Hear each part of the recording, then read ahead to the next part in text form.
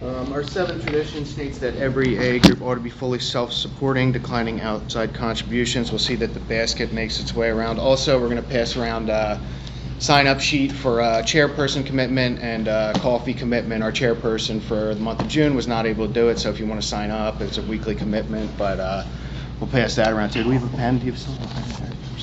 We got a pen. I don't know if we have a pen, actually. This is a weekly step meeting. Our format is as follows. A speaker is asked to talk for 25 to 30 minutes on the step of that week, followed by discussion or questions until 7 p.m. You can find these weekly meetings on our YouTube page, the Conscious Contact Speaker Group of Doylestown. Don't forget to smash the like button, subscribe, and share. That brings us to the speaker portion of the meeting on this day of June 3rd, 2024 in Doylestown, PA, at the Monday night 6 p.m. Stay Alive Literature and Step Group at St. Paul's Lutheran Church. Tonight's speaker is Colleen, and she'll be sharing her experience on steps 8 and 9. Please help me welcome Colleen. Okay, so Ron told me when he asked me that I could actually talk on any step, and I did not review 8 or 9. I reviewed step 2, and I'm not sure if I'll even talk about that because, to be perfectly honest with you, I have not really shared my story in probably 15 years. But I've been doing meetings during that time, and I've been a busy mom raising 4 pretty remarkable children that honestly at one point in my sobriety I thought I was going to lose every single one of them because of somebody else's drinking that I chose to stay with because I loved them enough and I thought my marriage certificate was more important than my life, my sanity, and my children. I don't ever want anybody to be in that position, and that's why I come back to Alcoholics Anonymous now. My life started on June 27th, 1971, to a family that was pretty sick. They were living in a lot of generational trauma. There was a ton of alcoholism, a lot of excuses for everybody's behavior. And when you put excuses for people's behavior and you place a child in that environment, they learn really unhealthy ways to live their life. And it becomes embedded in their brain, and it becomes a way of life. And they start thriving in such dysfunction. And when they put alcohol into their body, I can tell you, for me, I was dead by the time I found alcohol, and alcohol gave me the solution to literally kill myself. And every time I drank, from the moment I put alcohol in my body, from the first time I put alcohol in my body, I drank to die. I drank excessively, I drank dangerously, and I made terribly dangerous decisions for myself and the people in my life. I got sober because I got tired of hurting those people. And I can sit here and I can tell you my drunk story all day long. We all have it. And I'm not sure I'll even focus on that today. I think my focus at this point in my life is to tell you that I completely understand what it's like to feel desperation from what I've been choosing to do every time I put alcohol into my system. It numbed me in a way that freed me from the dysfunction that I was brought into. And I am not in any way putting down my mom and dad. And there was a point in my life where I absolutely would have, because it was absolutely their fault for what had happened to me. My way of thinking back then literally almost killed me in sobriety because it was really their fault. And I totally believe that it was. And I totally justified all of it, just like I justified all of my drinking. I'll try to. I'm very emotional. When I get emotional, I get quiet because I don't know what's going to come out of my mouth. And if you hear some crazy stuff, I might be convinced that I'm crazy. I'm trying. I don't know. I sat here and I told you that before I found alcohol, I was crazy. And what I mean by that is that I was raised by a father who was... He lost his father when he was 5, and when he was 7, he went to an all-boys school, and a year after he graduated from 12th grade, he entered the military. I realized about 5 years ago that my father was completely institutionalized his whole life, and that was probably the biggest reason why I suffered as his daughter. It's not that he wanted me to suffer, it's that I did because he had unhealed stuff too. It was really hard for me to wrap my head around that because, again, I kept justifying that I was right. That it was your fault, that I did not create all this stuff in my life even before I found alcohol. And then I found alcohol, and what did alcohol do for me?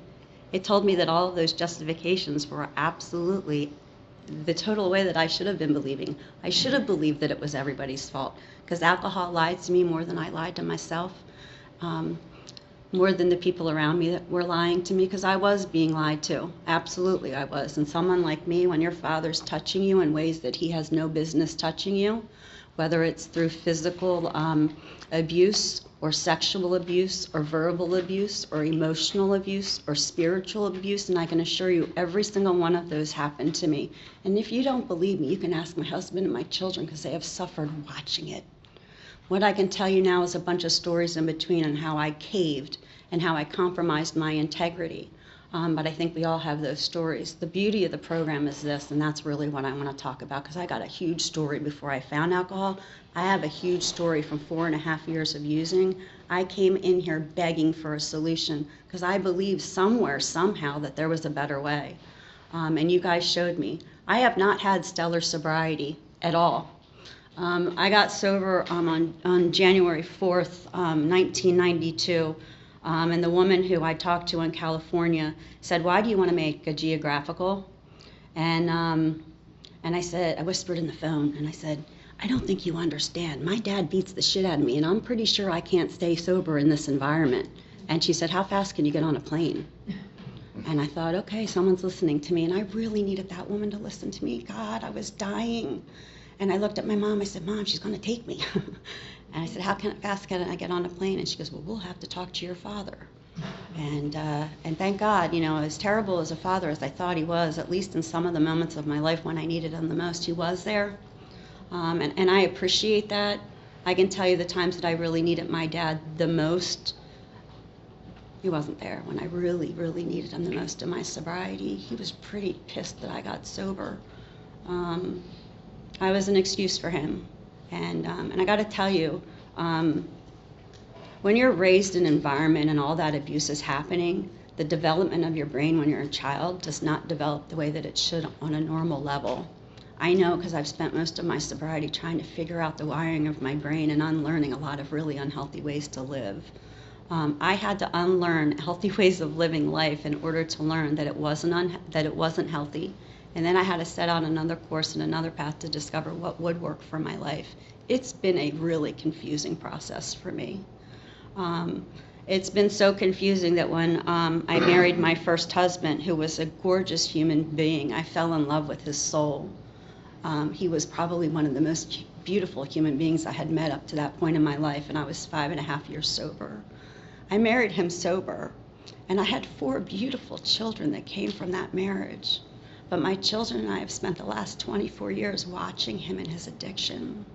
I stayed in my marriage much longer than I should have, because I believed that my marriage was something that I had to do, because although I didn't get a lot of stuff from the family that I came from that was good at that point in my life, I was hanging on to the things that sounded good.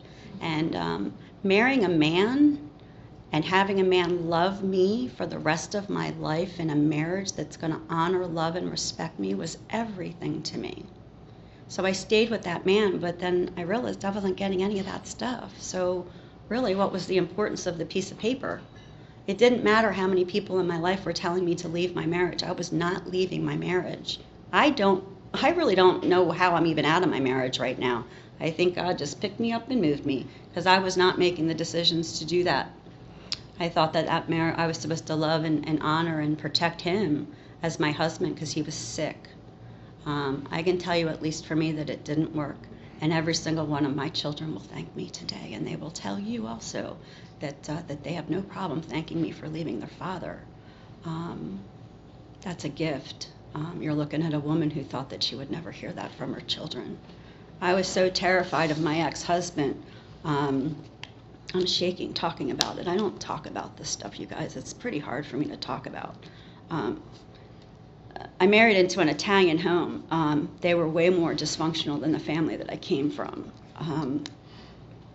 After I left my husband, I thought that I was free when I came back to Bucks County, and I wasn't, because I was court-ordered to take my children down to be with their dad, who was really, really sick, and living with 2 really sick parents. And I had to drop my children off there because I was court-ordered. was one of the hardest things I ever had to do because I knew that they didn't really need to be there. And I don't really care what the law says, to be perfectly honest with you. No kid should have been in that home, in my opinion, and I probably will always feel that way, for good reason. I'm kind of getting lost in my story, and it's probably because I haven't told it in 15 years. And when I start talking, I get pretty emotional. I feel in a lot of ways like I relive those moments. I feel things very intensely. I'm a very, very deeply feeling person, very, very sensitive. Today, those are my superpowers. I was convinced most of my life that I was defected because I was that way. And I gotta tell you, I probably don't really want to be anyone else most of the time. I'm okay that I feel as much as I do. I'm even better today because I don't react in really obnoxious ways based on how I feel anymore. I can self-regulate pretty well. That's the stuff that's important to me: self-regulation, kindness. I want to be around people who don't judge other people. I want people who have a desire for something better for their life than just taking mood and mind-altering substances, something outside of themselves that's not natural, to make themselves feel better. I want to feel that way naturally. And I'm here to tell you, all those things that were mood and mind altering that I put in my body all those years ago, for only 4.5 years, I have so many of those feelings now in my life on a consistent basis. I'm here to tell you that I know exactly why I use some of those mood and mind altering chemicals, because they did feel good to me. And I did want to feel as good as they made me. But I stuck around AA long enough because somewhere I believed that I could feel that way naturally. And I can guarantee you that not only do I feel that way, but the people that love me the most, my husband and my 4 children, 3 of which are in the back of the room today, they will tell you, 2 years ago when I went to them and I asked them if I needed to be committed into a mental institution because the most beautiful women in my family I was convinced were crazy, my mom, my grandmother, and my sweet Aunt Claire, who had never hurt a fly, they were all committed. And they all spent many years on antidepressants because people told them that they were crazy. And they lived their life believing that they were. I don't want to be someone like that. And I think I've spent most of my life believing and being afraid that I was going to be that way. I'm not like that today. But I've spent most of my sobriety believing that I was, and that it was still going to happen to me. I know that that I haven't been right in my head a lot of the time, but my heart's always been in the right place. I came here as an alcoholic, but I also discovered that I had a host of other problems, and I don't know anywhere else, at least in my experience, that I will find another human being or a group of people with a common interest, and their common goal is to help you, no matter what it is. Whether it is alcohol or anything else, if I need anything, I can come to an AA room and ask, do I know? Because I am not going to use and abuse the very good people in my life today in the way that I used to. And I would have asked you for all of these things because I knew you would have been able to give it to me. Today, what I need from you is just to come into a room and be honest about your story, because it took me a lot of years to be able to do that because I was too confused about my own story and my life, even though God kept showing me. This is what it's about, Kyle. And I kept pushing him away so many times, and I believe today that God has preserved me in every situation that I have been in, good and bad, and there's been a lot of bad.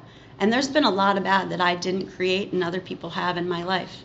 But I have been the source of the problem in all of those situations, in my opinion, because the common denominator in all of those situations, good or bad, is me. I've been in all of those situations. So I come to AA today, honestly, because I think I'm more terrified today to pick up a drink than I ever have been. And I don't want to scare you boys, because I know you're AA boys, but don't worry, that's just me being honest, and I have to be. I say that because I'm terrified to not come to an AA meeting now and miss an opportunity to look at another young woman who might be 20 years old like me, who might be struggling with maybe the same things that I did. Although it may affect them differently, I still can impact that woman. That young woman who is desperate for another way to live her life. I have had the pleasure and opportunity to do that in AA, but God has also given me the opportunity to do that in my life outside of AA. My children bring home friends. They're a lot like me. I used to bring friends home too. I think it's one of the best qualities about my kids. I want them to know that they can bring people home, that their home is safe. I have a 24-year-old son who told us a couple of weeks ago that although he thinks he could live on his own now, he has no desire to leave because he really loves his mom and dad and he's really comfortable at home. And as great as that is, I'm like, can you just get a little bit of motivation to think about, going on to other pastures? You just need to get out and experience life. He's like, Mom, my life is already great. And I'm like, yeah, I don't get that. I have been running away from my home since I was 14 years old, and I don't run anymore. We talk about progress, not perfection. Progress is what it is for you as an individual. And I don't know about you, people can tell me things all day long, but if I don't believe it, I'm never, ever, ever going to do it. I'm just not. I just don't. It's definitely gotten me into a lot of trouble, and I got to come back here so I don't do those things. And in a lot of ways I can sit here and tell you that there's some regrets, but the person that I am and the person that I was when I came out in here, I was faced with a decision. I sat in here long enough to hear people talk about their issues with their families, and I had to decide, am I going to stay in LA and continue to be happy and sober and free? And I truly was when I was out there in my first 2 years of sobriety, because that's where I got sober. I chose to come back here. I didn't have to. And I did. I chose to come back here because I really needed to know who I was in my family that I came from. As crazy as that sounds, you have no idea what it's like to hear on a daily basis that you're no good, you'll never amount to anything, because you're not good enough to achieve anything. And I'm going to show you exactly why that is, and he did. It wasn't just the things that he said to me. It was how he treated me in front of my family, in front of my peers, and when we were out in public. It was terrible. And it did affect me. It really did. But it was still my responsibility to take care of all that crap. It really was, because the only person living this life for me is me. And the only person that's genuinely going to make me happy is me. Those boys make me happy. That man makes me happy. You all make me happy, and you contribute to my happiness. But I'm never, ever, ever going to feel it unless I do it for myself. I have to believe that I am good enough, and I have to believe that I am worthy enough. And if I don't do that for me, I'm not getting anywhere. At least I'm not getting anywhere quick enough. And I love instant gratification. So why am I not doing it quick enough? Because I'm stubborn and I'm bullheaded and I'm set in my ways, and because I lack the ability to trust some people, and I definitely lack the ability to trust me. It's probably always going to be an issue for me. I think. I don't know. But every day I know that when I wake up in the morning, I know exactly what I have to ask my higher power for, because I am terrified of doing it any other way. And that's why I've stayed sober for 32 years. It hasn't been stellar sobriety. I've made a lot of mistakes. When I tell you that I almost lost those boys, because I stayed with another man in his addiction. And I got very, very codependent, and it almost killed me. And I believed that man when he told me that his family from Jersey, who were supposedly part of the mafia, were going to come and take my boys. You bet I believed him. You're darn right I did. I don't ever, ever want to put myself in that position, and I'll be damned if I ever do it to them again. I just won't do it. And if I don't know you and I see that happening to you, I just might pull you back. It's terrifying, and it literally almost killed me. And as terrified as I was to speak tonight, because that's scary. Like, when you told me a couple weeks ago not to curse when we went into that panel, I thought, why did he even bring that up? I'm gonna curse, and I don't curse in meetings. Most people know that about me. What did I do? I dropped the F-bomb. I don't even say that. Well, I do with my kids, but I'm in a house full of all boys. They curse. You kind of have to go with it sometimes, but I just don't do that. But you said that, and it just, I was so panicked that I was going to do it that I did it. I can work myself up. I don't know. I don't know. I hope that there's a message in there for somebody. You got to start somewhere, I guess. And although I didn't speak about really any of the steps, I'm sorry. I really did the best I could. Thank you for the opportunity to let me share my story. I haven't done it in a while, and I appreciate you being here. Colleen. Thanks. Okay, at this point, we're going to open up the meeting for discussion.